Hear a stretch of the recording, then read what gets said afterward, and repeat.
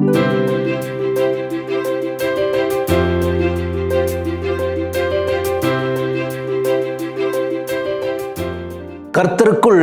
பிரியமானவர்களே, ஆண்டவரும் இரட்சகருமாயிருக்கிற இயேசு கிறிஸ்துவின் நாமத்தில் உங்களை வாழ்த்துகிறேன்.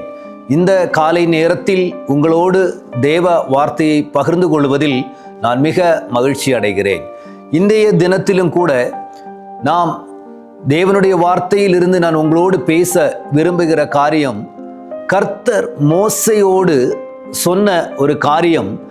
மோசை அந்த எகிப்தியர் தேசத்தில் கடந்து சென்று இஸ்ரவேல் ஜனத்தை அழைத்து வரும்படி மோசையை கர்த்தர் அனுப்புகிறார். அந்த நேரத்தில் கர்த்தர் மோசைக்கு கொடுக்கிற ஒரு வாக்கு, என்னை நீர் யார் என்று இஸ்ரவேல் ஜனத்திற்கு நான் அந்த எகிப்திய அரசனிடத்தில் சொல்லுவேன் என்று கேட்டபொழுது அவர் சொல்லுகிற வார்த்தை, நானாயிருக்கிறவர் நானாகவே இருப்பேன் என்ற வார்த்தையை மோசைக்கு சொல்கிறார். இந்த வசனம் யாத்திரையாகம புஸ்தகம் 3ஆம் அதிகாரம் 14வது வசனத்தில் சொல்லப்பட்டிருக்கிறது. அதற்கு தேவன் இருக்கிறவராக இருக்கிறேன் என்று மோசையுடனே சொல்லி இருக்கிறேன் என்பவர் என்னை உங்களிடத்திற்கு அனுப்பினார் என்று இஸ்ரவேல் புத்திரரோடு சொல்லுவாயாக என்றார். மோசை இஸ்ரவேல் ஜனத்தை அழைத்து கொண்டு வரும்படி அவர் எகிப்துக்கு போகும் பொழுது அவர் சொல்கிறார், என்னை அனுப்பினவர் சொன்ன வார்த்தை இருக்கிறவராக இருக்கிறார்.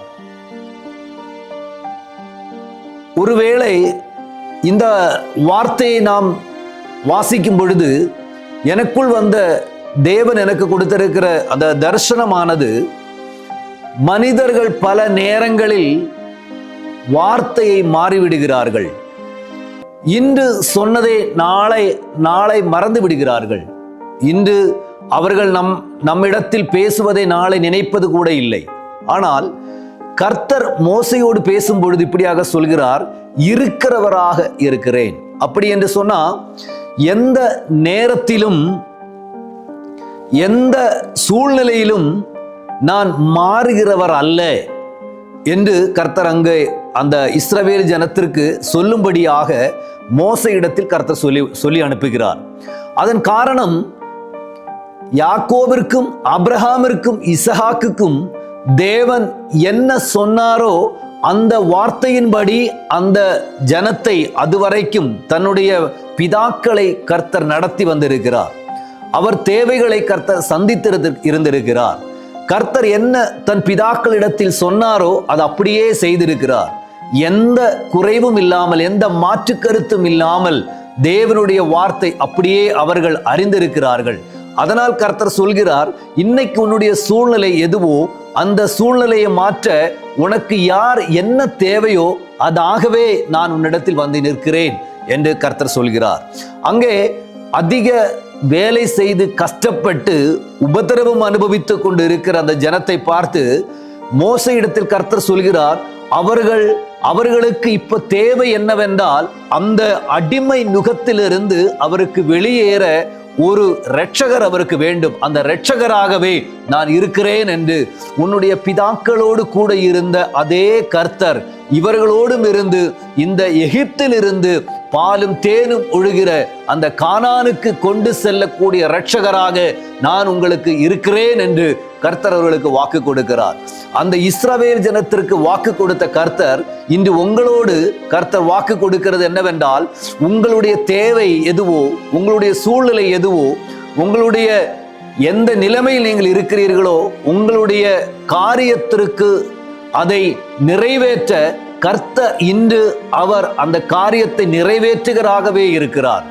நம் தேவனுடைய சமூகத்தில் நாம் இருக்கும் பொழுது, நம்பும் பொழுது, அவரை நம்பி நாம் வாழும்போது அவர் நம்ம தேவைக்கு மட்டுமல்ல, அவர் நம்முடைய மனநிலைமையும் கூட அறிந்து, நம்முடைய சூழ்நிலையை அறிந்து நமக்காக வெளிப்படுகிற, நமக்காக உதவி செய்கிற நாம் நல்ல கர்த்தர் இன்று உங்களோடு இருந்து உங்களை ஆசீர்வதிப்பாராக. நாம் இந்த நாளிலும் கூட தேவ வசனத்தின்படி அவர் நம்மளோடு கூட இருப்பாராக என்று நாம் தேவனுடைய சமூகத்தில் நம்மை ஒப்பு கொடுத்து நாம் ஜெபிக்கலாம். நான் உங்களுக்காக நான் ஜெபிக்கிறேன்.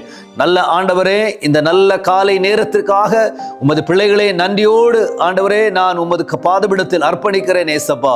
ஆண்டவரே, இந்த வார்த்தையின்படி உமது பிள்ளைகளை நீ ஆசீர்வதிப்பீராக. ஆண்டவரே, இவர்கள் போகும் இடம், ஆண்டவரே இவர்கள் நினைத்திருக்கிற காரியங்கள், இவர்கள் ஆண்டவரே இன்னைக்கு செய்ய விரும்புகிற காரியங்கள் அப்படியே அவர்கள் செய்யும்படி தேவனுடைய கிருபை அவர்களோடு கூட இருக்கும்படிக்காக நீராயிருக்கிறவர் நீராகவே இருக்கிறீர். ஆண்டவரே, அதன்படி உமது பிள்ளைகளை நடத்தி சொல்லும்படிக்காக நான் ஜெபிக்கிறேன். அப்படி செய்வதற்காக ஸ்தோத்திரம். இயேசுவின் நாமத்தில் எங்கள் பிதாவே, ஆமென், ஆமென். கர்த்தர் உங்களை ஆசீர்வதிப்பாராக. God bless you.